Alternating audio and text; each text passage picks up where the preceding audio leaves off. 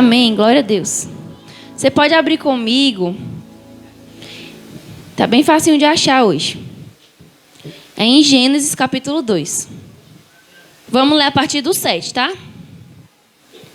Diz assim: E formou o Senhor Deus o homem do pó da terra, e soprou em seus narizes o fôlego da vida. E o homem foi feito alma vivente. E plantou o Senhor Deus um jardim no Éden, da banda do Oriente, e pôs ali o homem que tinha formado. E o Senhor Deus fez brotar da terra toda a árvore agradável à vista e boa para a comida, e a árvore da vida no meio do jardim, e a árvore da ciência do bem e do mal.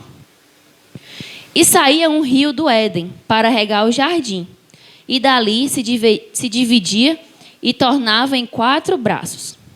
Aí eu queria que você pulasse só um pouquinho lá para o versículo 15, do mesmo capítulo. E diz: E tomou o Senhor Deus o homem e o pôs no jardim do Éden, para o lavrar e o guardar. Então, esse texto é muito conhecido e fala da criação do mundo. O Senhor criou os céus e a terra, e os animais, e as árvores, e tudo, e, por final, criou o homem. Né? Como a gente leu aqui no comecinho desse texto, o Senhor criou o homem do pó da terra e formou, e mais na frente, aqui, a partir do versículo 18, fala da formação da mulher e tudo, e eles habitaram ali, e o Senhor os colocou no meio de um... No meio de um? No meio de um? No meio de um jardim. O Senhor, ele não deixou Adão e Eva soltos no meio do mundo. O mundo inteiro estava criado. Os planetas estavam criados, as galáxias, as estrelas, o sol, a lua, os mares. E o Senhor não deixou Adão e Eva soltos no mundo para ir para onde desce na telha. A palavra do Senhor diz que ele formou um... Diga comigo, vocês estão aí acordados? O Senhor formou um e colocou Adão e Eva lá no meio, não é verdade? E esse jardim era chamado de Jardim do Éden. E aí, gente, eu estava lendo isso e eu vi que como o Senhor nos coloca no meio de jardins. E dá jardins para a gente cuidar. Cada um de nós tem um jardim para ser cuidado. Cada um de nós foi colocado num lugar, não foi espalhado no meio da terra, não nasceu por acaso, não é fruto de uma explosão, não é fruto de uma coisa sem sentido, mas nós fomos criados pelo Senhor e colocados no meio de um jardim, ou seja, no meio de um propósito, no meio do lugar perfeito onde era para a pessoa estar. Assim como Adão e Eva foram colocados ali no meio daquele jardim, o Senhor nos criou e nos colocou em um lugar específico para cada um de nós. E aí na Bíblia a gente vê vários casos parecidos. Para Adão, o jardim que ele tinha para cuidar era o Éden. Porque aqui no versículo 15, disse assim: E tomou o Senhor Deus o homem e o pôs no jardim do Éden para o lavrar e o guardar. Então, além de ter sido colocado lá, Adão foi entregue tarefas de cuidar ali daquele ambiente. E da mesma forma somos nós. Para Adão, o jardim dele era lá o Éden. Para Davi, o jardim que ele tinha que cuidar e o lugar onde ele foi plantado era o rebanho do seu pai. Que antes de a gente saber que Davi era Davi, antes do povo de Israel saber que Davi era Davi, antes de qualquer homem grande daquele tempo saber quem era Davi, quem era o filho de Jessé, ele estava colocado em um lugar cuidando de um jardim. Que no caso dele não era um jardim de planta, era um rebanho, eram ovelhas. Então, Davi não nasceu ali por acaso. O Senhor o colocou ali naquele lugar. O que eu queria que você imaginasse comigo é que a cada um de nós foi entregue um jardim para que a gente pudesse cuidar. Para Adão era o Éden. Para Davi era o rebanho do seu pai. Para você, o que é o jardim? Que jardim o Senhor entregou para você cuidar? E eu queria que nessa hora a gente olhasse um pouco para dentro de nós mesmos. Olhe para a sua vida, para o seu contexto, para onde você mora, com quem é que você mora, E que planos você tem, que sonhos você tem traçado. E pense, qual foi o jardim que o Senhor me entregou para eu cuidar? Talvez alguém pense, é a minha família. São meus filhos, é meu esposo ou é minha esposa, é o meu jardim. Talvez alguém pense, não, é a minha vida espiritual, é o jardim que eu preciso cuidar. Outro pode pensar, não, o meu jardim é o meu ministério, que eu preciso cuidar. O fato é que cada um de nós tem um jardim que precisa de cuidados. E que o Senhor nos colocou no meio dele para que ele fosse regado, para que ele fosse cuidado por nós. Ele entregou o Éden inteiro para Adão e Eva e disse, cuidem desse lugar. Coloquem nomes nos bichos, lavrem a terra, cuidem, zelem por esse lugar. E aí, que jardim o Senhor te entregou para cuidar? Aí talvez você pense, mas eu sou tão novo nessa igreja, eu já tenho que cuidar de alguma coisa. Mas faz tão pouco tempo que eu conheço o Senhor, será que eu já tenho algo para cuidar? Eu digo, tem. Cada um de nós já recebeu das mãos do Senhor um jardim para cuidar. E eu queria que você se imaginasse agora no meio de um jardim mesmo, um jardim de planta, de árvore, de flores. Se imagine você no meio de um jardim. Um jardim muito bonito. Um jardim muito cheio de flores, um jardim muito onde os pássaros vêm, onde tem muitos animais. Um jardim, você e o jardim. E você precisa cuidar disso. E agora eu dou uma de pastor Timóteo e digo, quais são os inimigos desse jardim? Cara dele, né? Da pregação, os inimigos do Berite, os inimigos da aliança. Quais são os inimigos do jardim? A cobra, Moisés disse. Verdade. Não é nem do jardim, é do jardineiro, né? Inimigos do jardim.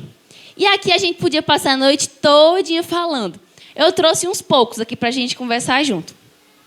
Inimigo do jardim. Um dos inimigos são os espinhos. Porque a gente está lá, a gente planta uma roseira, a gente começa a ver as rosas, mas quando a gente vai pegar naquela rosa, tem o que? Espinho. É um inimigo? Dói, fere o dedo, machuca. Inimigos do jardim. E a palavra do Senhor, lá no livro de Mateus, lá nos evangelhos, conta aquela parábola toda do semeador. E ele conta que uma das sementes, resumidamente, né, uma das sementes caiu entre os espinhos. E aí, quando Jesus vai explicar aquela parábola, ele diz que os espinhos que sufocaram aquela semente são, quem sabe? O Senhor começa a explicar aquela parábola e ele diz, olha, os espinhos que sufocaram aquela semente são duas coisas. Preocupações da vida e enganos de valor. São as duas coisas que são inimigos do nosso jardim. Aí você se imagina no meio de um jardim, e agora não mais só um jardim de plantas, mas o jardim da sua vida. O lugar onde você foi plantado, o lugar que Deus te deu para cuidar. E aí chegam o quê? As preocupações da vida.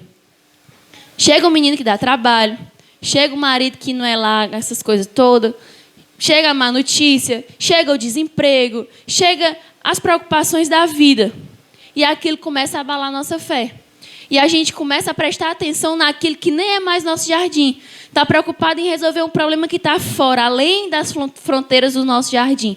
E esquece de dentro de casa. E esquece do ensino que tem que dar. E esquece o que é que tem que valorizar. E esquece do que é principal. Preocupação da vida. Espinho que sufoca as sementes. Espinho que é inimigo do jardim. Enganos de valor. O que são os enganos de valor? São enganos de valor, né? Coisas que enganam os valores, que faz trocar os valores. A gente tem valores espirituais, valores da palavra, princípios espirituais. E, de repente, quando a gente menos espera, a gente está trocando por coisas que não têm tanto valor assim. Por uma distração, às vezes, um namorado, por redes sociais, ou sei lá, porque até às vezes nem é um pecado, mas é só a rotina que é tão puxada, e aquilo que nem é vida, que nem é pão, está ali consumindo mais do que aquilo que o Senhor tem para a sua vida. Enganos de valor, valorizar mais aquilo que devia ser valorizado menos. E dar menos importância àquilo que realmente tem valor. Enganos de valores que são inimigos do nosso jardim. E, de repente, ao invés de cuidar do nosso jardim, ao invés de investir naquilo ali que o Senhor nos deu para cuidar, a gente está totalmente com a mentalidade invertida e pensando em coisas que não vão te levar a lugar nenhum. Ao invés de cuidar aqui da tua roseira, você está olhando lá para o pé de cacto que tem no jardim do vizinho. Enganos de valores. E o Senhor não se agrada disso. Porque a palavra do Senhor diz que o reino de Deus é poder, é amor e é equilíbrio. Equilíbrio é você saber pesar na balança da vida aquilo que tem mais valor. E não encher o prato da tua balança, da tua vida de porcaria. Sabe, daquela pregação que teve, acho que mais de um ano atrás, onde o pastor encheu as mãos de um irmão de bombom, de porcaria, de pirulito, de coisa pouca. E aí ele teve que segurar aquilo que realmente era um presente de Deus para ele. Ele não podia, porque estava com as mãos cheias.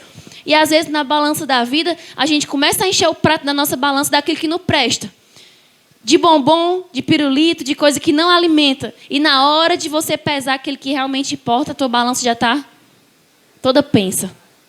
Sabe? Enganos de valores. O Senhor nos chama para ter uma vida de gente equilibrada. Que sabe o que é que tem valor e sabe o que é que não tem valor. Que sabe o que é que passa e sabe aquilo que não vai passar. Sabe? A palavra do Senhor diz, os próprios Jesus falando, céus e terra passarão, mas as minhas palavras jamais passarão. E às vezes a gente coloca a nossa energia, a nossa força, a nossa vontade de viver toda em coisas que vão passar. Todas em coisas que vão virar pó, que vão voltar ao pó, que vai deixar de ser, enquanto aquilo que não vai passar, aquilo que vai permanecer para sempre, a gente deixa. E o jardim vai enfeiando. E a roseira vai enfeiando, e as ervas daninhas vão crescendo, e os espinhos vão sufocando as nossas plantas, e de repente a gente olha aquele jardim que era tão bonito, tão cuidado, tão regado, agora está começando a ficar feio. Outra coisa, outro inimigo do jardim, a falta de poda. Gente, essa mangueira, não foi à toa que ela foi podada, né? Para ser calma.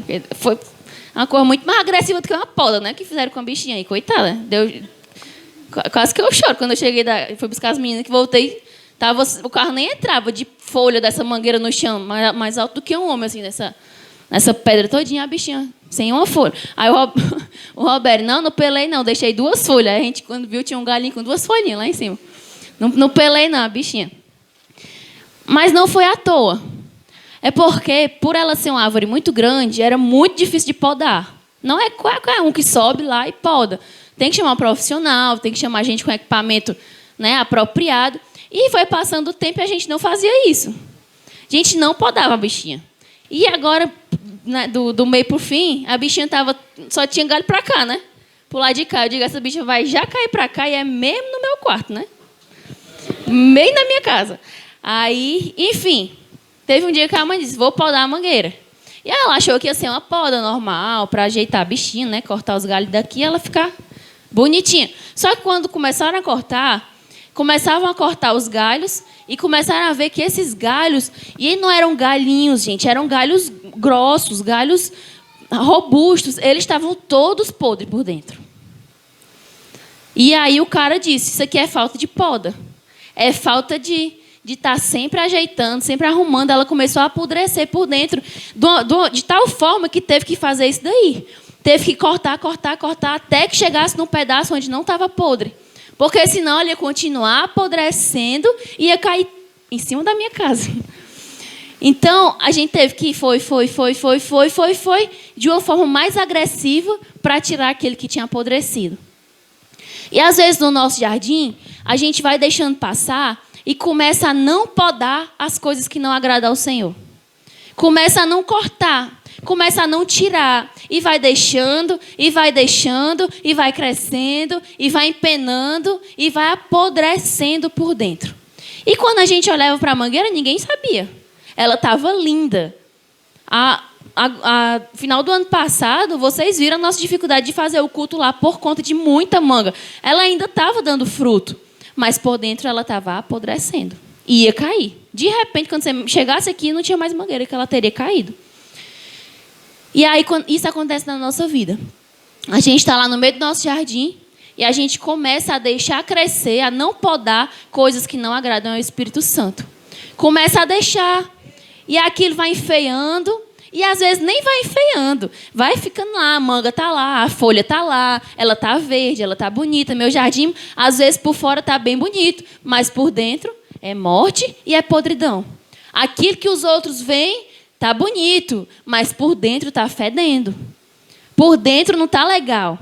Por isso que o Senhor Jesus ele olhou para um grupo de fariseus e disse assim: vocês são sepulcro caiado.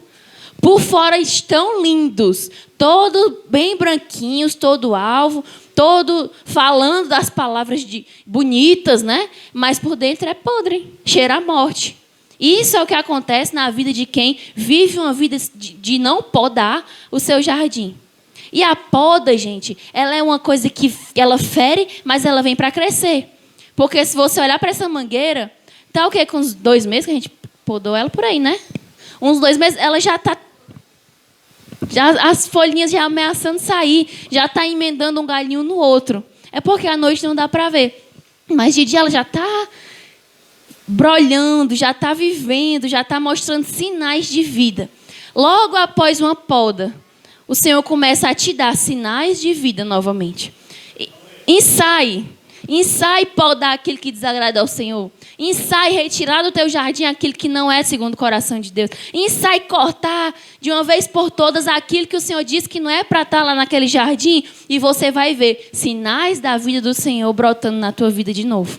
Aquilo que era podridão volta a ser vida. Aquilo que era feio por dentro volta a ser bonito por dentro e por fora. Porque o Senhor não mente. Ele não é homem para que lance uma palavra e recolha a sua mão. Se Ele prometeu que vai dar fruto, se Ele prometeu que vai brotar, e se você se colocar no lugar e podar aquilo que não presta e tirar aquilo que não presta, Ele vai cumprir a sua palavra e vai te fazer frutificar a 30, a 60 e a 100 por um. Amém? Então, inimigos do jardim, a falta de poda. Não deixe, meu irmão, crescer no teu coração aquilo que não agrada ao Senhor. Ao primeiro sinal de podridão, ao primeiro sinal, corte e lance fora. Ao primeiro sinal de que a tua vida espiritual não está legal, venha, se ajoelhe e corra para os pés do Senhor, porque Ele tem solução de vida para ti. Ao primeiro sinal de que a tua fé está esfriando, procure ajuda, fale com alguém, peça oração, se rasgue, se lance, peça ajuda ao Senhor, porque Ele vem com fogo sobre a tua vida. Não vá deixando. O problema da gente é que a gente identifica os problemas e vai deixando. E aquele galinho que começou a apodrecer lá na ponta, vai descendo, vai apodrecendo, vai chegando mais perto do caule, vai chegando no caule mais grosso, e daqui a pouco aquilo está tão comprometido que é preciso cortar tudo. Então resolva o problema cedo, que dói menos. Amém? Corte o galho ruim, corte a erva daninha, arranque a erva daninha do seu jardim logo do começo, porque dói menos. Arranque o mal, desfaça e arranque a raiz cedo, porque dói menos. A palavra do Senhor diz, lá no livro de João, que Jesus ele é comparado como um machado que está posto à raiz. Um machado posto à raiz é algo que vem para cortar e arrancar aquela raiz que não vem do Senhor para nós. Então, a poda é uma coisa que precisa acontecer frequentemente na nossa vida, para que o nosso jardim não comece a se enfeiar. Amém? Vamos continuar aqui Aliás, vamos ver novamente o versículo 10 desse mesmo texto que a gente leu. E saía um rio do Éden para regar o jardim. E dali se dividia e se tornava em 4 braços. Gente, todo jardim precisa ter uma fonte de água. Minha plantinha que o diga. Né, Juliane? A Juliane passa lá, negócio essa planta. A mamãe passa, vai matar a planta. Eu esqueço. É porque ela não fala como a Alice, aí eu esqueço. Enfim, todo jardim precisa de uma fonte de água, gente. Não há vida sem água. Não há planta, não há jardim, não há flor sem água. Eu consegui matar um cacto por falta de água.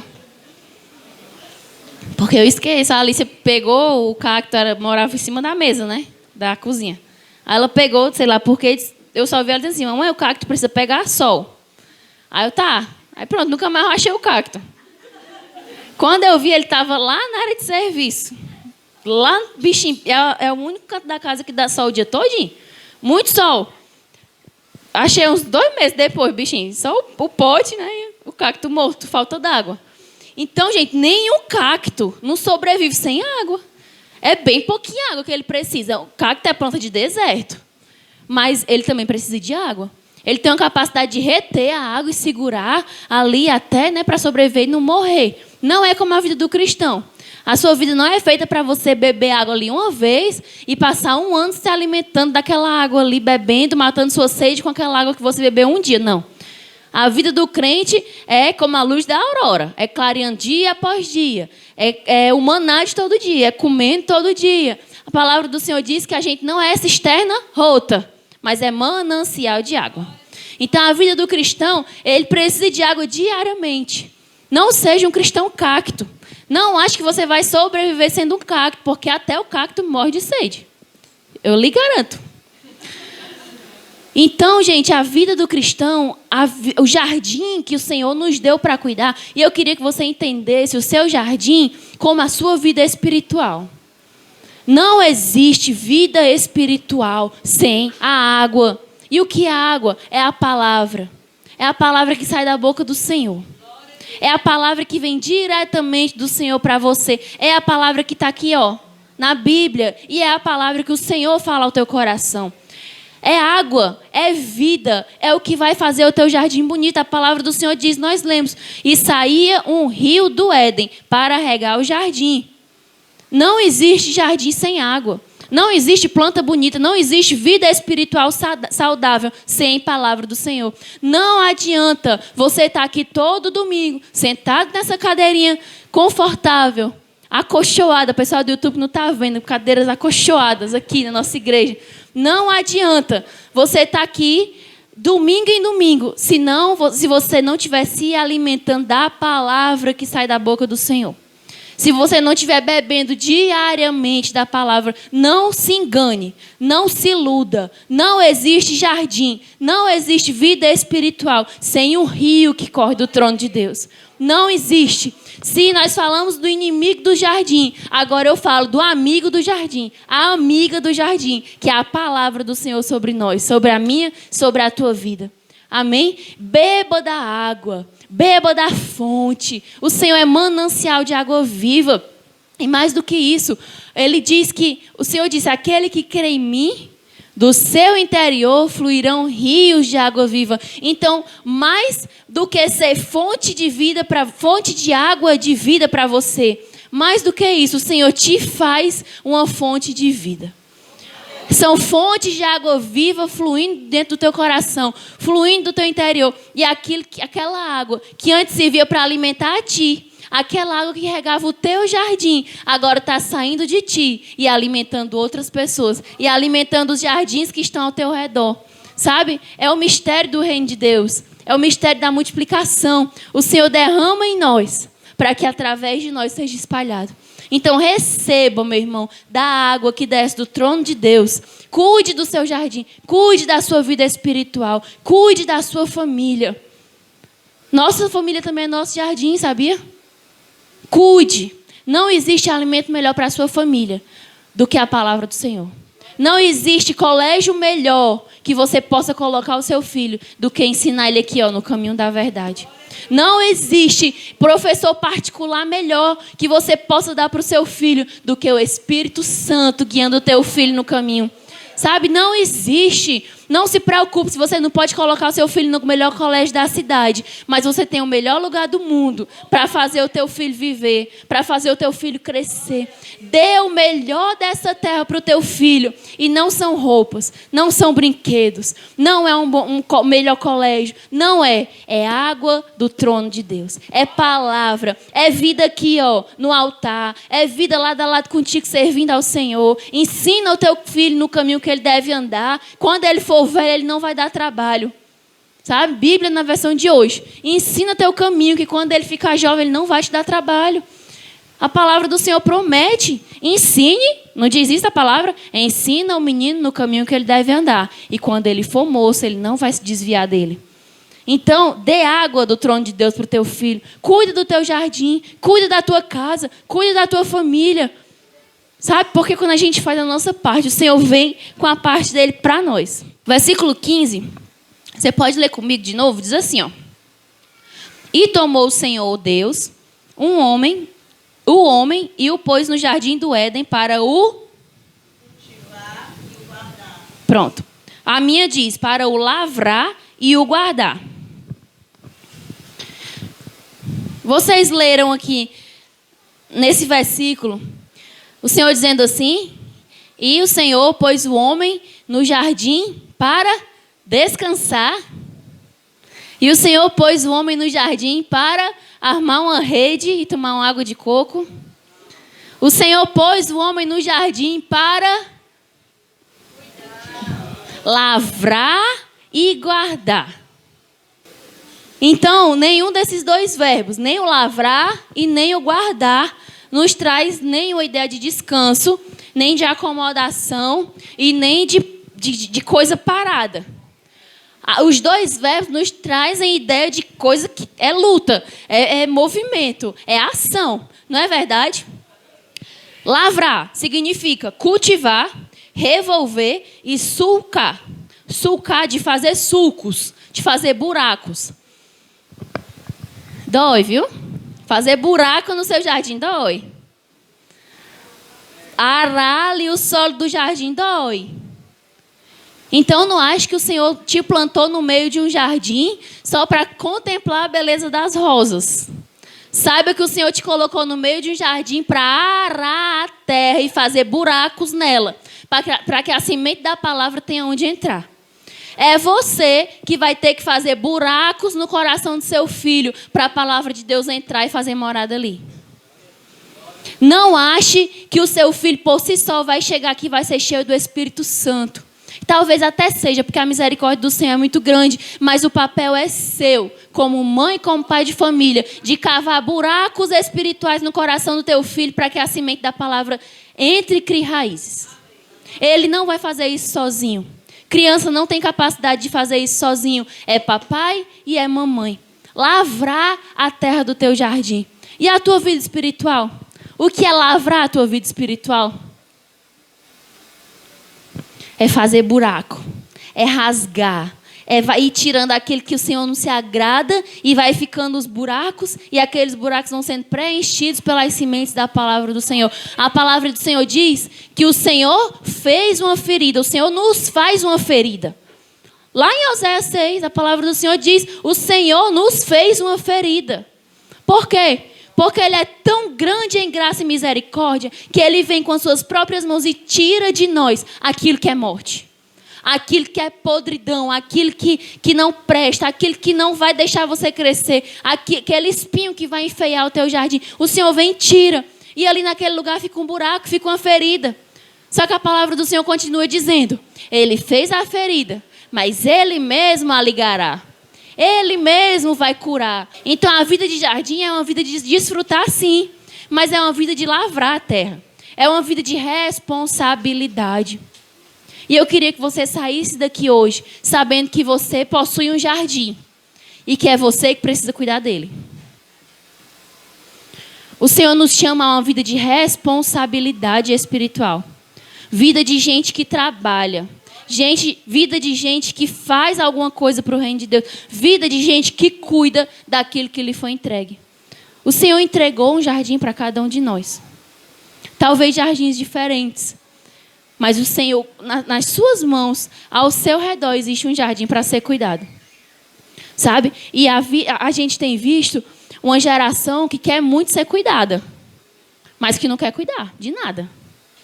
Que quer muito chegar aqui na igreja e ter um aconselhamento, e ter um ombro, e ter gente que aposta, e ter isso, mas que lá no seu jardim não quer cuidar das coisas. Que a casa está descoordenada, que o casamento está balançando, sabe? E o Senhor nos chama a ter uma vida de responsabilidade. Uma vida de quem faz alguma coisa, de quem cuida e quem valoriza aquilo que lhe foi entregue. E sabe qual é o resultado desse povo que só quer ser cuidado? O povo que só é a geração do vem a nós, vem a mim. Tudo sou eu, tudo é para mim. Todas as árvores do jardim são para mim. Todos os frutos desse jardim são meus. Todo o fruto do trabalho é meu, foi do meu suor, foi eu que fiz. Só que é isso, é para mim, é para mim, é para mim. Sabe qual é o resultado disso? Uma geração que não aguenta ouvir assim, ó. Você tem que fazer, você tem que cuidar, você tem que amar, você tem que renunciar, você tem que abrir mão, você tem que deixar desse seu jeito de ser tão ensimesmado. Gente que não aguenta ouvir isso. Sabe? O filho que chega em casa da faculdade, eu estava ouvindo essa semana, chega em casa da faculdade, se não tiver uma panela de arroz, uma panela de carne moída e 6 ovos cozidos, ele dá um pedido de casa. Porque chega da faculdade cansado, o bichinho tem que estar lá no ponto, quente já a comida, porque se tiver fria, se for a comida do almoço, escândalo. Gente que quer ser cuidada, mas que não quer enfiar um prego numa barra de sabão. Não pode, gente. Cuide do seu jardim. Pode o seu filho que está botando boneco dentro de casa. Se não podar agora, vai apodrecer e vai ter que cortar no talo. É pior. Sabe? Pelo amor de Deus, marido que chega em casa, se a janta não estiver na mesa ali. Ai, meu Deus do céu. Pronto, acabou, fechou o tempo.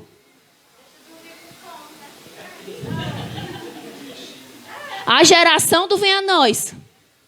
A geração do é para mim. A geração eu preciso ser cuidado. Eu preciso ser amado. E o jardim, como é que tá? E o teu jardim? E os buracos na terra? E as podas, como é que tá? E a tua parte de fazer? E tem se criado, gente, uma geração de gente que não pode fazer nada. Que não se pode pedir nada. Que não pode pegar um ônibus. Que não pode vir para um culto porque vai voltar sozinho de ônibus. Todo mundo anda de ônibus nessa cidade, que eu saiba. Que não pode, sei lá, trabalhar e estudar porque vai morrer. Sim, todo mundo trabalha e estuda. A gente não pode, meu povo, deixar nascer dentro da nossa casa esse tipo de gente. De que não pode o bichinho intocar, igual aqueles baiacu. É baiacu, né? Que você pega nele, se incha todinho. É uma geração de jovens baiacu que tem. Você vai, faça assim, inchou já. Não pode, intocável. E a gente ri, mas é sério. É sério. Isso começa novinho. Começa ali com 5, 6 anos. É bonitinho o bichinho, tão pequenininho. Aí 8, aí 12, aí 14. Aí ele tá maior do que você. Aí o baiacu tá grande. O inchaço está grande. O cangote está grosso. Sabe? Não pode deixar. Porque é jardim que vai virar uma desgraça. É jardim que vai virar cemitério. É coisa bonita que o Senhor te deu para cuidar. E que vai ser a amostra do inferno nessa terra. O povo vai olhar e vai dizer: cadê Deus aí no meio? Tá feio. Não tem mais cara de jardim. Não tem mais folha, não tem mais planta, não tem mais flor. É só o quê? Galho seco, galho podre, mangueira que caiu de tanto que apodreceu e não foi podada. Cadê Deus aí nesse meio? Deus estava lá. Mas o Senhor chamou Adão e disse: olha, é você que vai lavrar a terra. E é você que vai guardar. É você que vai cultivar. Não era o Senhor que descia. O Senhor descia todo dia à tarde para passear com Adão naquele jardim. E eu imagino a conversa do Senhor com Adão. Devia ser a coisa mais linda dessa terra. Passear pelo jardim de tardezinha. Pensou, o cafezinho das 5. Devia ter café, né? Cafezinho do anjo, né? Descia para falar. Mas o Senhor não descia para ir cultivar a terra, para trabalhar, os anjos trabalhando, não. Foi Adão que saiu nomeando cada bicho. Você é leão, você é zebra, você é girafa, você... Foi ele que saiu nomeando, trabalhando, arando e produzindo e colhendo daquilo que ele produzia. Então, existem coisas que o Senhor faz por nós. E existem coisas que o Senhor nos deu para que a gente faça. E isso ele não vai fazer por nós. Porque o Senhor não tem plano nenhum em criar uma geração acomodada, que não pode ser tocado. Entende? Então é isso, cuide do seu jardim. E a segunda coisa era guardar, né? Nós falamos de lavrar e guardar. Um dos papéis de Adão era guardar aquele jardim. Eu vi faz tempo que eu vi em algum canto de internet, alguma rede social, uma imagem que era assim, um pai e uma mãe, assim, de frente um para o outro, e no meio uma criança. E eu acho que vocês devem ter visto também essa imagem. E eles estavam aqui, um de frente para o outro, e a criança no meio. E tanto de um lado como de outro, eram pedras sendo jogadas. E todas batiam nas costas do pai, batiam nas costas da mãe, e nenhuma pegava na criança. A criança estava lá. Eles estavam até assim, fazendo um telhadinho, né? O pai e a mãe, e a criança bem guardadinha lá no meio. O pai e a mãe evitando daquilo chegar naquela criança. E isso é muito real. Porque a gente, enquanto guardiões do nosso jardim, a gente precisa se colocar desse jeito. Coloca os nossos pequenos, recebe as pedradas da vida e guarda eles debaixo da lei do Senhor. E vai abrindo o caminho para que venha uma geração atrás de nós. Sabe? E vai abrindo, e vai tirando, e vai andando, e vai se arranhando, e vai guardando o jardim que vem atrás de você. E o Senhor, foi essa tarefa que Ele deu para Adão. Guarde. Eu te dei. É teu. Cuide, mas guarde. Guarde. Não permita que o mal entre. Não deixe a informação do inferno entrar. Não deixe o seriado que destrói o caráter do teu filho entrar. Não deixe a criança que vem com ensinamentos errados para o teu filho pequeno entrar, ensinar mais do que o que você ensina. Não deixe a televisão educar teu filho. Não deixe o videogame entreter o teu filho por horas e horas. Porque será possível que você não tem nada mais do que um videogame para ensinar para o teu filho? Guardar o jardim. Guardar. E agora falando de vida familiar, mas fala da vida espiritual. Guarda a tua vida espiritual. Guarda o teu coração, igreja. A palavra do Senhor diz, guarde o seu coração, porque é dele que procede a fonte da vida. Todas as fontes procedem do teu coração. Guarda o teu coração. Não ande se contaminando. Não deixa as informações do inferno alcançarem o teu coração. Não abra os teus ouvidos para as vozes malignas, para as más conversações. Não deixe tua boca se abrir para falar palavras que desagradem ao Espírito Santo. Guarda o teu coração. Guarda o teu jardim. Protege. Guarda os teus filhos. Guarda a tua mente. Guarda. Evita que o mal entre. A gente não pode ser tão passivo.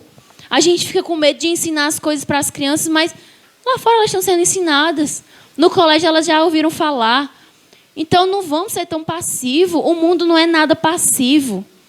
A deseducação que o mundo tem dado não é passiva. É muito ativa, igreja. E a gente, enquanto igreja, é muito passivo. É muito calmo. É muito, vai dar certo. Não se preocupa. O tempo resolve. E a erva daninha vai crescendo. E a podridão vai entrando no galho. E vai desgraçando o jardim. O Senhor te deu um jardim para cuidar. Lavre a terra e guarde esse jardim. Feche as portas das informações malignas. Feche as portas das más influências. Feche as portas daquilo que a mídia ensina. Feche. Porque o Senhor deu para nós foi autoridade sobre a nossa casa e sobre a nossa vida. O Senhor deu à igreja a autoridade que Ele tomou lá na cruz do Calvário. O Senhor entregou para a igreja. Uma porçãozinha da autoridade dele. Então, fecha as portas daquilo que não presta na tua casa e na tua vida. Amém? Eu queria só terminar. E você vai ficando em pé, mas vá abrindo comigo, por favor, em 1 Reis. 1 Reis, capítulo 21. A gente vive numa geração de gente que tem entregado seu jardim para o Satanás muito fácil. A palavra do Senhor conta, gente, lá no livro de Josué, várias histórias. E entre elas, uma história de um homem chamado Caleb. Que quando ele tinha 45 anos, o Senhor prometeu, através de Moisés, que ia dar uma terra para ele, que era um monte. Caleb, quando a gente entrar na terra prometida, aquele monte ali, tá vendo? Ele é teu e da tua família. E passaram 45 anos, ele tinha 40 na época. Passaram 45 anos. Quando eles entraram na terra, Caleb chegou para Josué e disse: olha, Josué, Moisés, teu pai na fé, me prometeu aquele monte, ele disse que ele é meu por herança. Aí Josué olhou para ele e disse: Caleb, pode ir, meu filho, é teu, mas está cheio de gigante lá. Aí ele disse: tem problema não. O meu vigor é o mesmo, hoje e de 45 anos atrás. Eu vou lutar e vou conquistar o meu jardim. Eu vou conquistar a terra que é minha por herança. Sabe? Gente que tem sangue no olho. Gente que não abre para o inferno. Gente que não tem medo de lutar pelo que o Senhor lhe deu. Sabe? E ele foi, e um homem com 85 anos de idade, ele mesmo foi para a guerra e derrotou os gigantes e herdou aquela terra. Sabe? E a gente vive no meio de um povo que desiste fácil, gente. Desiste fácil do casamento, desiste fácil de orar, desiste fácil de pelejar, desiste. Uma geração desistente. Uma geração que começa a fazer a faculdade, não deixou porque estou dormindo muito tarde. Uma geração que começa no emprego e deixa, porque é muito pesado. Uma geração que tem a primeira confusão no casamento, desiste porque, eu não preciso sofrer. Geração de desistentes. Mas a gente vai ver aqui a história de um homem que não abriu mão da terra dele, que era por herança. E você tem um jardim. E a pergunta que eu te faço nessa noite: você vai abrir mão dele? Você vai deixar o inimigo vir roubar? Vamos ler aqui. 1 Reis, capítulo 21. Eu vou ler assim um pouco rápido, porque é um texto longo, tá? E sucedeu depois destas coisas, tendo Nabote uma vinha que estava junto ao palácio do rei Acabe, rei de Samaria, que Acabe falou a Nabote, dizendo: dá-me a tua vinha, para que me sirva de horta, pois está vizinha ao pé da minha casa. E te darei por ela outra vinha melhor do que ela. Ou, se parece bem aos teus olhos, dar-te-ei a sua valia em dinheiro. Então, Nabote, ele tinha uma vinha. Vamos chamar de jardim, para contextualizar aqui com a nossa palavra. Ele tinha um jardim, muito bem cuidado, por sinal. Porque o rei, a palavra do Senhor diz que o rei olhou para aquela terra e ele desejou. Então, aquela terra estava bem cuidada. Estava podada, estava bonitinha, estava bem tratada. E o rei, a encarnação de Satanás na terra, esse rei aqui, Acabe, ele olhou e desejou. A palavra do Senhor diz que ele desejou aquela vinha. E ele disse: Nabote, me dê a sua vinha que eu quero fazer dela uma horta. E muitas vezes aquilo que o Senhor te deu para ser uma vinha, e uma vinha é um sinal de nobreza. É uma plantação de uvas. Então era nobre, né? Quem produzia as uvas para produzir os sucos. Então ele queria pegar uma coisa que era nobre e transformar numa horta, que era uma coisa normal, que todo mundo tinha no seu quintal. E quantas vezes o inimigo quer pegar aquilo que a gente tem de precioso da parte do Senhor e transformar naquilo que não vale nada? E está lá nosso jardim bem cuidadinho. Aí o inimigo vem: ei, me dá aí um pouquinho que eu quero fazer teu casamento ser meia boca. Ei, me dá aqui o teu filho só um pouquinho que eu vou fazer ele ser um adolescente que igual aos outros. Me dá aqui o teu ministério que eu vou fazer ele ser assim, só assim, que ninguém nem chama a atenção de ninguém, ninguém vai vir a Jesus por causa do teu... Me dá, sabe? Essa é a proposta de Satanás. Para frente. Porém, Nabote disse a Acabe: guarde-me o Senhor de que eu te dê a herança de meus pais. Então Acabe veio desgostoso e indignado à sua casa por causa da palavra que Nabote lhe falara, dizendo: não te darei a herança de meus pais. E deitou-se na sua cama e voltou o rosto e não comeu pão. Aí eu te pergunto: o que é que tem sido criado dentro do teu jardim? É um Acabe ou é um Nabote? Porque o Acabe, quando ele ouviu assim, não. O Nabote disse, não foi? O Nabote olhou para ele e disse: não. Não dou. Não vendo. Não troco. Não negocio nem quero outro. Não. Aí o que foi que o Acabe fez? Foi para casa, chorou, voltou o rosto e não comeu pão. Baiacu. Na hora que ouviu um não, foi chorar. Por quê? Porque não era acostumado a ouvir não. Foi criado sem ouvir não. E a gente tem uma geração de gente que é acostumada a não ouvir não. Quando chega aqui e diz assim, não, pronto, acabou-se. Acabou o homem. Porque não é acostumado a ouvir não. Enquanto Nabote diz: eu não vou te dar a herança que meu pai me deu. E E você pode olhar para o inimigo das nossas almas e dizer nessa noite: eu não vou te dar a herança que meu pai me deu. O jardim que o Senhor te deu para plantar, para colher, para ser uma bênção e para cuidar. Eu não vou dar a herança que meu pai me deu. É minha, por direito. O jardim que o Senhor te deu é teu, por direito. Cuide e guarde e preserve, porque do Senhor vem a palavra de vida. Sabe? E aí o fim dessa história é trágico. A mamãe ficou com raiva da Record quando Nabote morreu. Mas ele não deu, gente. Foi gente que foi até o fim. Ele disse, o rei disse: me vende. Ele disse: não vendo. Ele disse: pô, então troque por outra melhor. Eu te dou uma maior, melhor. Não troco. Mais uma. Não, rei, não dou. Não vou. Vou te matar. Mate. Pode matar. Mas eu não dou. Você pode até pegar, mas vai ser depois que eu morrer. Não dou. Gente, a gente precisa ser uma igreja que diz: eu não dou. Não abro mão. Do meu casamento eu não abro mão. Do meu filho ser cheio do Espírito Santo eu não abro mão. Do meu ministério, aí é que eu não abro mão mesmo. E o inimigo vem de lá para cá: eu vou te matar. Você diz: eu não abro mão. Eu vou colocar uma doença. Eu não abro mão. Eu vou tocar em tal pessoa. Eu não abro mão. Porque maior é o que está por nós do que aquele que está no mundo. Amém? Então, gente, cuide do seu jardim. Preserve, valorize aquilo que o Senhor te deu. Em nome de Jesus. Manu, pode botar, Manu. Essa música vocês conhecem. E é uma música de alegria e de fé. Que é para a gente sair daqui com o coração cheio de fé e cheio do Espírito Santo. Para quando você chegar lá fora, você dizer: eu não vendo, não troco, não negocio, não dou, não faço nada. Porque a herança que meu pai me deu é minha. Amém? É para se encher de fé. É para olhar para cima. Não é para olhar para baixo, não. É para olhar para o Senhor, o autor e consumador da nossa fé.